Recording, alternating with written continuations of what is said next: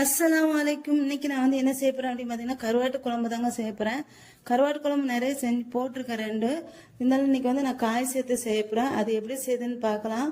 நான் 100 கிராம் சின்ன வெங்காயம் எடுத்திருக்கேன், நல்லா பொடியை நறுக்கிக்கோங்க. அடுத்து ஒரு 10 பல் பூண்டு எடுத்திருக்கேன்.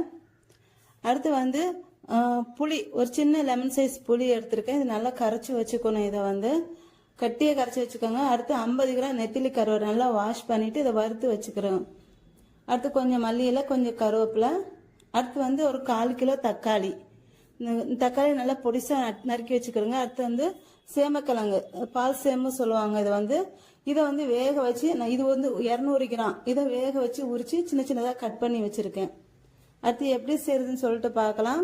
நான் வந்து ஒரு மண் பாத்திரம் தான் எடுத்திருக்கேன். அதில் வந்து கொஞ்சம் எண்ணெய் ஊற்றிட்டு, எண்ணெய் காஞ்சதுக்கு அப்புறம் வெந்தயம் கொஞ்சம் ஒரு 1/4 ஸ்பூன்